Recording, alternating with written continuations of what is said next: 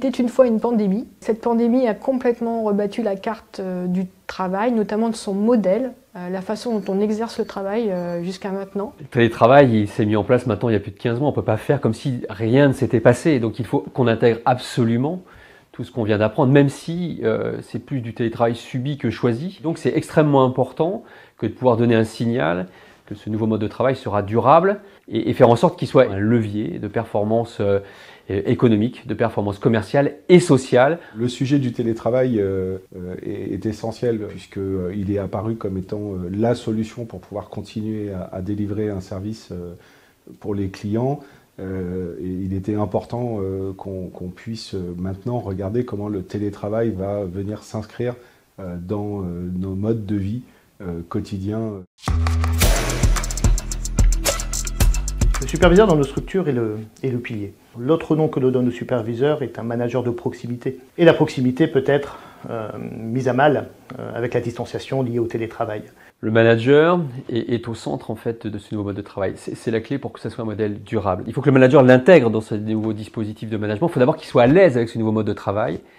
Il faut qu'il puisse développer de nouveaux modes de pilotage, d'animation, de coaching de ses équipes. En gros, savoir maintenir le lien avec ses équipes. Le télétravail, pour un manager, c'est quasiment une révolution, hein, parce qu'il va changer complètement son mode de travail, son mode de management.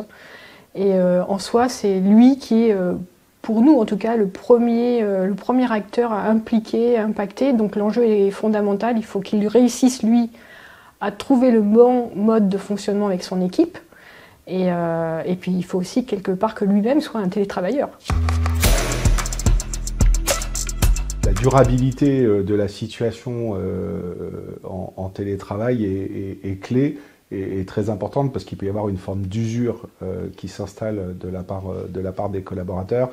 C'est pour ça que c'est vraiment intéressant d'avoir ces capteurs et de regarder à quel moment la performance peut se dégrader, à quel moment on a des indicateurs de risques dits psychosociaux. La performance du collaborateur est au cœur de l'entreprise. Le client ne doit pas aujourd'hui avoir le sentiment d'être moins bien servi, que ce soit par un conseiller à distance ou sur un site en présentiel. Le télétravail ne pourrait être durable que si nous sommes dans un mode gagnant, gagnant, gagnant.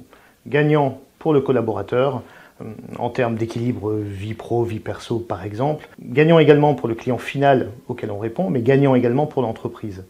Et nécessairement la performance, qu'elle soit qualitative, de productivité, d'autres critères, entrent en compte.